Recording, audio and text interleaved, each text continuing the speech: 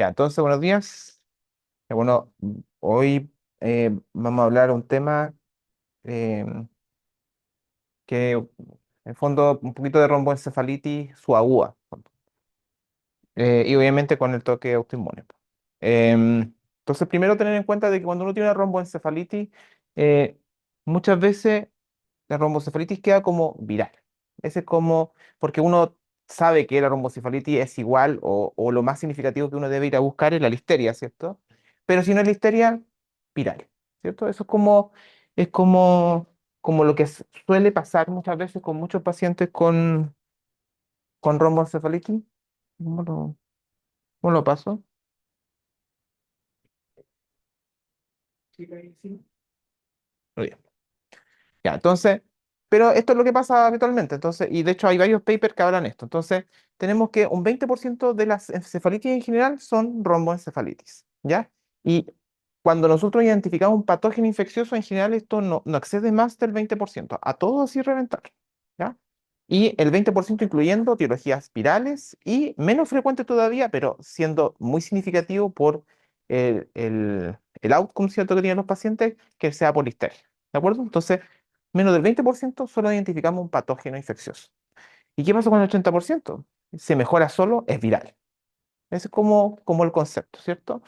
Pero no es tan así, pues, y de hecho hay varios estudios que han estudiado acuciosamente el origen y se ha visto que incluso en muchos estudios, incluso la mitad o más incluso, tienen alguna etiología o infecciosa o inmunomediada. Entonces, que muchas veces no se tiende a estudiar o se desestima, ¿ya? Entonces, en este espectro de encefalitis hay un componente inmunomediado que es importante, ¿ya?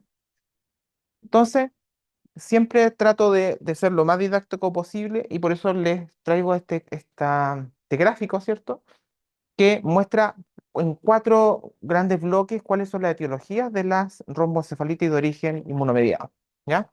Primer, primer setting de pacientes son los pacientes que no se asocian a anticuerpos. Anticuerpos me refiero yo a anticuerpos de superficie onconeural, a ese tipo de anticuerpos. Y el segundo grupo son las enfermedades de Misante que tienen compromiso de tronco. La tercera son los anticuerpos de superficie positivo y los cuartos que son los onconeurales. Y estos también están clasificados así porque a medida que nos acercamos a los onconeurales tienen peor pronóstico, ¿ya? Entonces, primero vamos a partir un poco con los no asociados a anticuerpos, que son los más frecuentes. Y acá tenemos dos grandes subtipos de presentación, que son el espectro de los soclonomioclonos, ¿ya? Que es como el core, puede ser paraneoplásico en algunos pacientes, pero es el más frecuente posinfeccioso, ¿ya? Que puede ser en parte, puede tener algún trastorno oculomotor o el opsoclono propiamente tal. Y el Bickerstaff. Y lo mismo, el Bickerstaff puede tener un Bickerstaff completo, ¿cierto? O puede ser oftalmoparesia, un poco de ataxia, ¿ya? Puede ser, no, de hecho, en gran parte de los pacientes no tienen triada, ya completa, ¿ya? Entonces, para partir, entonces, opsoclono mioclono, ¿ya? Recordar que este es un cuadro eh, escrito por Orsekowski en 1913, ¿ya? Que se caracteriza por estos movimientos que son alteración sacádica, ¿cierto? Multidireccional, eh, que tiende a empeorar en tres fases. Y eso es importante porque son elementos que nos ayudan a provocar un opsoclón. Uno es el cierre ocular. Entonces, una maniobra de provocación para psoclono es cerrar los ojos, ¿ya? Y este es el menos sensible porque hasta los pacientes conversivos a veces podrían llegar a hacerlo, ¿ya? ¿Estamos? Pero es un elemento y es el menos importante. El segundo es las sácadas. A medida que nosotros incentivamos la búsqueda, también se comienza a intensificar el opsoclono, ¿ya? Esa es la segunda maniobra de provocación. Y la tercera, que es la más significativa, importante. No puedo ver un poquito. No puede aparecer igual. Entonces ahí están haciendo maniobras de provocación, ¿cierto? Y se desencadena el opsoclono. Y la tercera, que es la más importante, es la convergencia. Es ahí donde el opsoclono se intensifica de forma muy significativa, que es la que viene ahora. Entonces, repitiendo un poco, mientras tanto, tenemos ahí en la convergencia, entonces, donde más se intensifica el oxoclono. Entonces, hacemos convergencia, ¿cierto? Y vemos que el oxoclono aumenta de forma significativa. Hay una variante también, pero es importante confundirse, o sea, hacer la diferencia, que es el flutter auricular y el flutter es siempre horizontal, ¿ya? Es arrítmico puede ser, pero es horizontal. El oxoclono es multidireccional, ¿ya?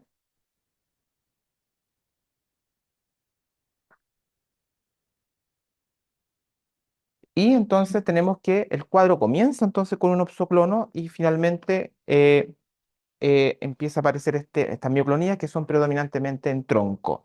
Eso es importante porque, a diferencia de otras etiologías mioclónicas que tienen compromiso predominantemente apendicular, esto tiene un compromiso predominantemente de tronco. Entonces, el oxoclono mioclono lo podemos nosotros subdividir en etiologías, ¿ya? Donde está la más frecuente, la posinfecciosa e idiopática, y la paraneoplásica, ¿ya? Pero también se ha visto descrito en otros casos, o reportes de casos, que igual es interesante mencionar, también puede ser estructural, por ejemplo, se ha visto en tumores, se ha visto en infartos incluso, de tronco, y también asociado a fármacos. Y dentro de los fármacos que más literatura tienen, es la amitriptilina, el haloperidol, es la fenitoína, ¿ya? Que igual son casos aislados, pero con varios reportes. El usuclono se puede dividir en pediátrico y adulto, y es importante hacer la distinción porque el pronóstico es muy distinto, ¿ya? El usuclono pediátrico, en general, son pacientes muy pequeños, con un promedio de 16 meses, eh, y es muy raro que aparezca después de los 4 años, ¿ya? Aparece como un cuadro con oxoclono, miclonía y trastorno del sueño, que es bien habitual, y aquí lo más importante es descartar que no esté asociado a un neuroblastoma, que es la asociación más importante. El problema principal en el oxoclono pediátrico, y por eso lo nombré, es que independiente que la causa sea posinfecciosa o sea neoplásica, en general tiene mal pronóstico, ¿ya? A diferencia del adulto, que es diametralmente distinto según la etiología, ¿ya? Entonces, concepto core del punto de vista pediátrico, muy pequeño, hay que buscar neuroblastoma, independiente de la etiología, en general tiene mal pronóstico.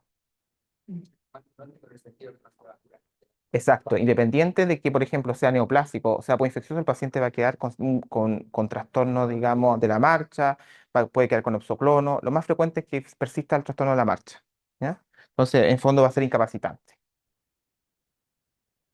Del punto de vista de los adultos, recordar que existe el oxoclono también coinfeccioso o idiopático y el que es paraneoplásico. En general, los que son coinfecciosos son pacientes más jóvenes, menores a 40 años, versus los que son paraneoplásicos, generalmente son mayores, sobre todo mayores a 60 años, ¿ya?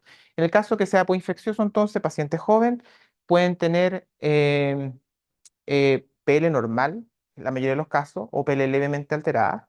Y lo importante a recordar es que es un cuadro que ocurre 4 o 6 semanas posteriormente al cuadro infeccioso. Incluso se le ha hecho PL, búsqueda activa de infecciones, y nunca, la PL siempre sale negativa al virus, o sea, siempre es posinfeccioso, no es asociado a la infección, ¿ya? Y se han visto múltiples etiologías de los virus herpes, desde enterovirus, ¿ya? Y incluso con VIH. Y eso es importante porque en VIH se puede dar, sobre todo en ciertas ocasiones, principalmente en la seroconversión del VIH y también asociado a la reconstitución inmune. Entonces, siempre con un mecanismo inmunomediado asociado al VIH. Y esto es súper importante en los adultos, en caso que sea infeccioso o idiopático, 90% resuelve completo. O sea, completamente distinto al outcome pediátrico. O sea, o sea, los oxoclonos uno los puede ayudar con corticoides, pero la recuperación tiende a ser espontánea igual, ¿ya? En cambio, cuando es paraneoplásico, es generalmente pacientes mayores, sobre 60 años. Lo más frecuente asociado es cáncer de mama y cáncer de pulmón. Y uno de los tips que también nos ayuda es que en caso que sea infeccioso tiende a la mejoría y tiende a no recurrir. En cambio, cuando es paraneoplásico tiende a recurrir, con 3 veces más frecuente que recurra cuando es paraneoplásico. O sea, un oxoclono que recurre es paraneoplásico, ¿ya? Y el tratamiento acá es obviamente buscar la neoplasia y tratarlo también con inmunomediación. Y esto es interesante porque ¿por qué se produce el oxoclono? ¿Ya? El oxoclono, hay que tener en cuenta de que esta es la vía de la sácada, ¿cierto? Y también del control oculomotor. Acá tenemos el frontal eye field, que es el Brodmann 8, ¿cierto? La formación reticular paramediana. Y tenemos que el control sacádico se ejerce sobre las omnipausas, ¿ya? Pero sobre las omnipausas nosotros tenemos un control que está liderado por el cerebelo, sobre todo por el núcleo fastigio, ¿ya? Entonces, hay un estudio muy interesante, que es el que voy a mostrar anteriormente, o sea, posteriormente, que es este, que es un estudio con PET, donde se hizo PET a los pacientes con opsoclono, se vio que el hipermetabolismo se concentraba a nivel del vermis en el episodio agudo, y sobre todo a nivel del núcleo fastigio, ¿ya? Por lo tanto, el mecanismo que se cree responsable, porque cuando uno hace biopsia a los pacientes con opsoclono, no hay lesión propiamente tal y tampoco generalmente las resonancias son normales, por lo tanto no hay una lesión estructural del cerebelo, pero sí desde el punto de vista funcional.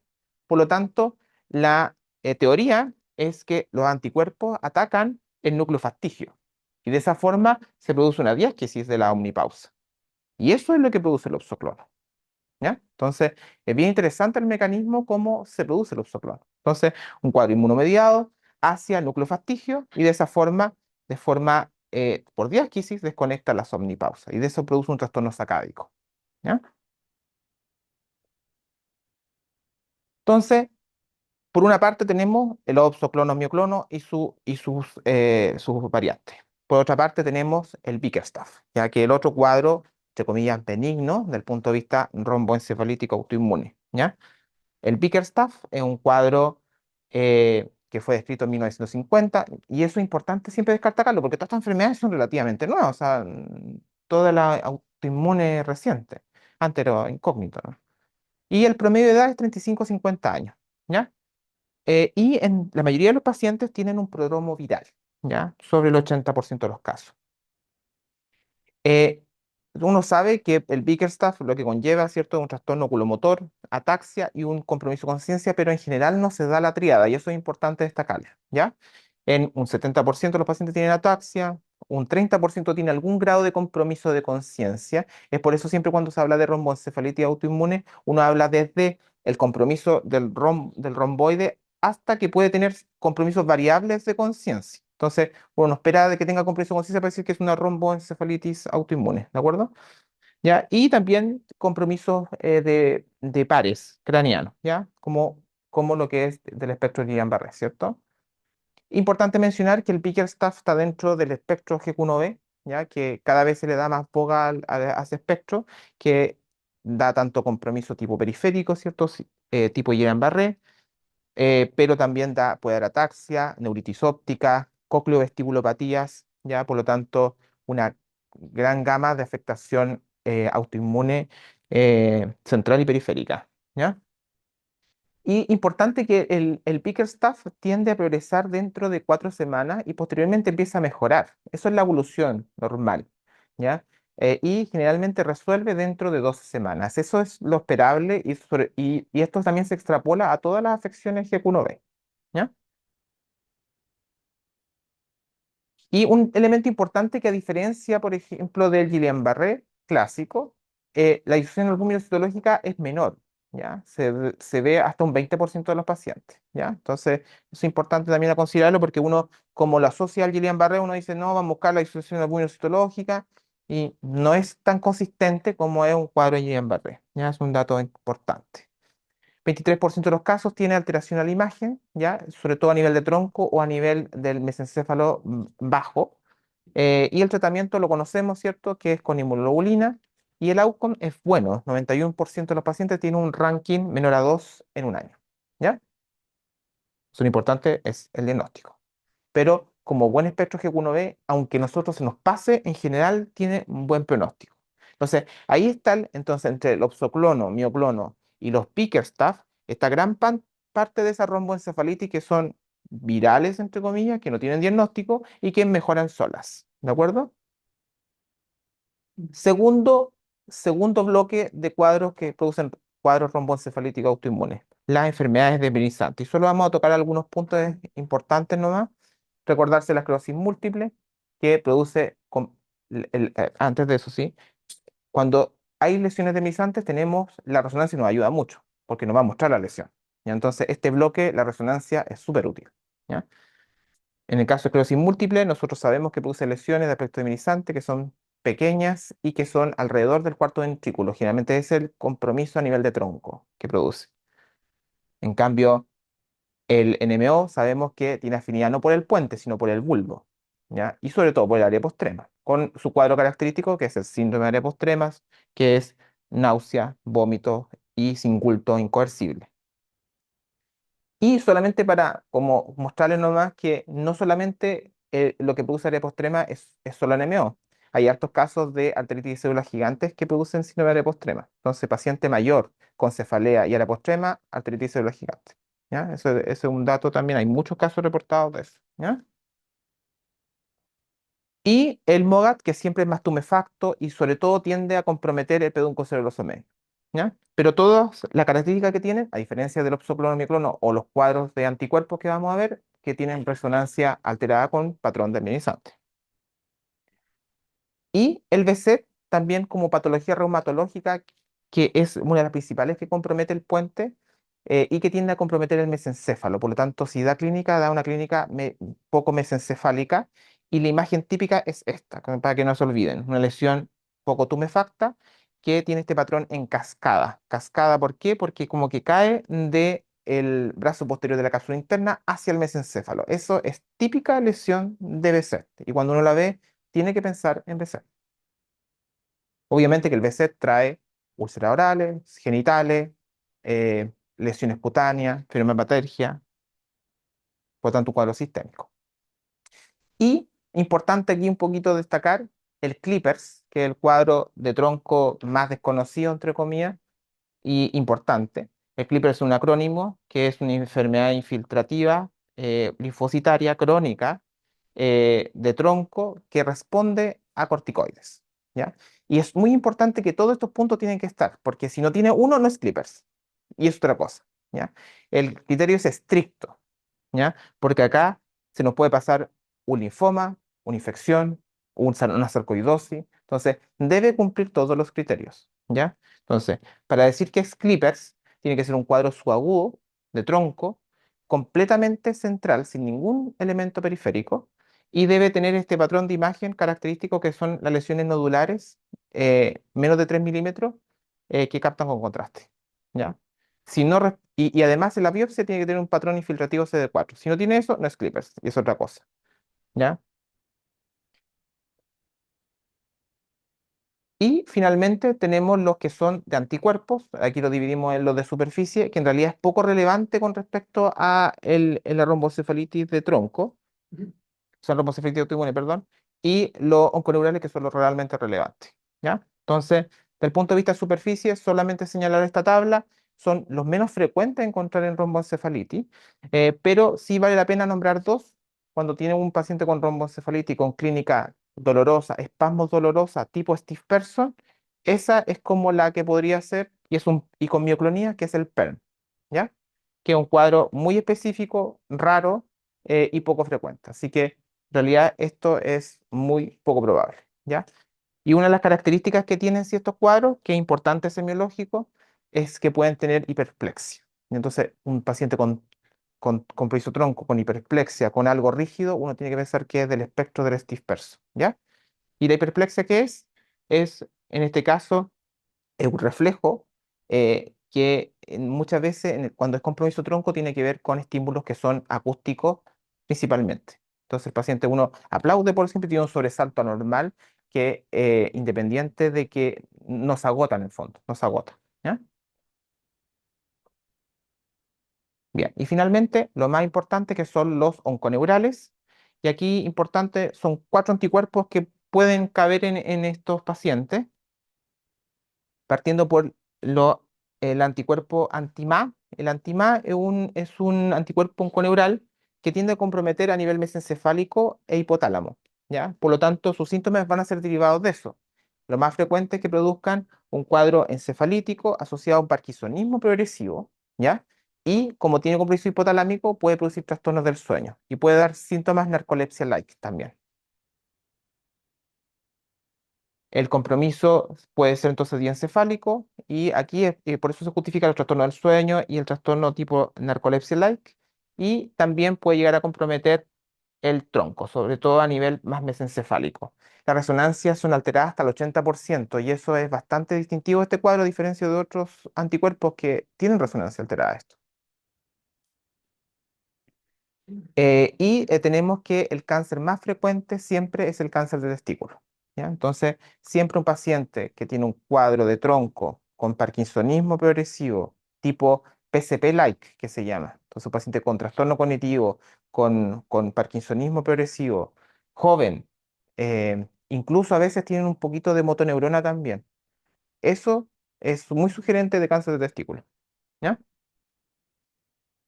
Y solo para nombrar nomás, esto es un dato ya anexo, que se han visto, cada vez se hacen más terapias de checkpoint con respecto a distintos tumores, y cuando un adenocarcinoma le aparece un paraneoplásico, en contexto de checkpoint hay que pensar en antimás. Hay varias asociaciones con eso. Eh, el otro anticuerpo es el KICLA-11, que es descrito el 2020 recién, entonces bastante reciente. También se asocia a cáncer de testículo, que eso es importante tener en cuenta, pero el core de esto es que produce hipoacusia neurosensorial. Entonces, de un cuadro de tronco que tiene hipoacusia neurosensorial progresiva, uno tiene que pensar en un KICLA-11. Y subyacente a eso, un cáncer de testículo, ¿ya? Y el cáncer de testículo es muy, muy asociado, sí, más del 90% de los pacientes. ¿Ya? Y el compromiso, hay múltiples compromisos, pero el más frecuente siempre a nivel de puente. Acá hay una tabla de pronóstico que en realidad se compara los dos que son para neoplásicos de testículo. Uno es primero en el caso de Kylie 11, si lo encontramos el cáncer de testículo, el pronóstico incluso es mejor porque podemos tomar algunas medidas. Pero si un Kylie 11 no le encontramos el cáncer de testículo, el pronóstico es malísimo. O sea, el 20% de los pacientes a los 20 meses está muy incapacitado. O sea, perdón, el 20% sigue algo funcional, el 80% está muy discapacitado. Y recordar nomás que produce entonces el core de esto es que produce hipoacusia neurosensorial. Con piso tronco, con hipoacusia neurosensorial, KICLA-11. ¿Ya? Y el anti-RI que tuvimos hace poquito, nomás uno, recordar que es un cuadro paraneoplásico, que el core principal es un oxoclono que cada vez se va haciendo más atáxico. Ese es como el cuadro típico de un anti-RI. Como vemos acá, parten con ataxia en un 30% y cada vez se va haciendo más ataxia, ¿ya? Y mantiene el compromiso oculomotor, eso es lo más característico. Y no todos lo tienen, pero si aparece en el camino, un laringoespasmo es prácticamente casi patognomónico del anticuerpo, ¿ya? Entonces, un paciente que comienza con un cuadro neurológico progresivo y hace un laringoespasmo, uno tiene que pensar que es un antirri, ¿ya? Y la asociación es muy, muy significativa con cáncer ginecológico, sobre todo cáncer de mama, ¿ya? Y si es hombre, pulmón y vejiga. Y finalmente, el antijú, que es el core del cáncer del pulmón. Y lo característico del antijú es que siempre tiene compromiso central y periférico, generalmente. Entonces, paciente que viene con un cuadro periférico asociado a una ataxia, por ejemplo, uno debe pensar en un antijú. O medio Lamberiton y con ataxia debe pensar en antijú, ¿ya? Eh, y solamente el 6% tiene un compromiso tronco exclusivo. Y eso no habla de lo mismo. O sea, siempre tienen cuadros salpicados del sistema nervioso, ¿ya? Y lo otro que es característico es que cuando tienen compromiso tronco, producen un compromiso de insuficiencia respiratoria progresiva, ¿ya? Y pueden llegar a este síndrome, que es clásico en la neurología, que es el síndrome de Ondina, ¿ya? Que en el fondo el paciente se olvida de respirar porque las vías que son inconscientes para mantener la respiración, por decir algo, dejan de funcionar. Entonces el paciente tiene que ser consciente para respirar, ¿ya? Eh, entonces, finalmente. Lo más frecuente en un concepto de una romboencefalitis que tiene cuadro infeccioso descartado es que sea del espectro oxoclono o el espectro Bickerstaff, ¿ya? Si tiene una lesión desminimizante, obviamente es de las lesiones desminimizantes, esclerosis múltiple, MOGAD, y si tiene este patrón puntiforme que capta con contraste, puede ser un clipper si cumple todos los criterios. Si los anticuerpos de superficie es muy poco probable, y recordar nomás si tiene algo de Steve Person o hiperplexia, ¿ya? Y en el caso de los onconeurales, lo que prima acá es el oxoclono con la ataxia progresiva. Eso es lo que más prima. Y recordarse el antimá que tiene este elemento parkinsoniano PSP-like. ¿Ya? Entonces, para terminar, caso uno, 72 años, antecedente de COVID hace 6 semanas. Oxoclono progresivo y a los 3 días se agrega mioclonía. Resonancia, normal. Punción lumbar, normal. Exámenes, normales. Este es el paciente que tiene por hisopo infeccioso y un oxoclono mioclono. ¿Ya? Oxoclono mioclono. Caso 2. 62 años, vértigo, inestabilidad progresiva, 2 semanas de evolución, leve ataxia vermiana, mioquimias faciales y oxoclono. Leucocitos 14 blanco, VHS 70, baja de peso 6 kilos. Entonces acá, obviamente hay elementos que nos hablan de un compromiso más sistémico, ¿cierto? Y eso ya nos llama la atención. La resonancia está normal y las bandas, nuevamente, yo siempre las destaco porque las bandas nos hablan de esta discrepancia que existe intratecal con la periférico y una banda tipo 4 nos habla de una enfermedad sistémica. Entonces, acá nos dice algo le pasa sistémicamente al paciente y como tiene un compromiso de oxoclono y ataxia progresiva, hablamos nosotros que un anticuerpo más importante acá es el anti-RI, ¿ya? Y esta paciente efectivamente tiene un cáncer de mama y superó de eso. Y finalmente, el último caso 3, 45 años, paciente joven, hombre, paresia vertical de la mirada asociada a un parkinsonismo progresivo. Somnolencia, encefalopatía en última semana. Tiene algunas fasciculaciones en la extremidad inferior. Entonces, acá nosotros hablamos de este compromiso PSP-like que puede tener algo de motoneurona que es el paciente anti-MA, ¿ya? Y paciente joven, hombre. Y el compromiso, dijimos, entre puente mesencéfalo, que es el típico del anti-MA y que el 80% tiene resonancia alterada. Este es el que más resonancia alterada tiene, ¿ya? Entonces acá nosotros, si bien le llamamos estudiar la neoplasia, vamos directamente a buscar el tumor de testículo, ¿ya? Y efectivamente el paciente tiene una banda tipo 2 nuevamente con síntesis intratecal y un cáncer de testículo, ¿ya? Finalmente el primer paciente entonces evoluciona súper bien, ranking 0 en 3 meses. Paciente el caso 2 tiene un cáncer de mama, está operado, lleva dos meses recién de la cirugía, está en un ranking 2 en este momento, no progresó nada más, ¿ya? Y el tercero es en ranking 3 en los 3 meses, ¿ya? El de cáncer de testículo. Para terminar entonces, la rombocefalitis son el 20% son, o sea, de toda la encefalitis son romboencefalitis. Gran parte de la rombocefalitis son de etiología desconocida y probablemente autoinmune en una parte. Oxoclono mioclono pediátrico es pobre en outcome independiente de la etiología. Las etiologías de mejor pronóstico siempre son las poinfecciosas, perdón, y la del espectro G1B como el Bickerstaff. La de peor pronóstico son las paraneoplasias. Los anticuerpos paraneoplásicos más frecuentes son el RI, el MA y el KIRAI-11. Y los tumores más frecuentes detectados son mama, pulmón y testículo. Eso.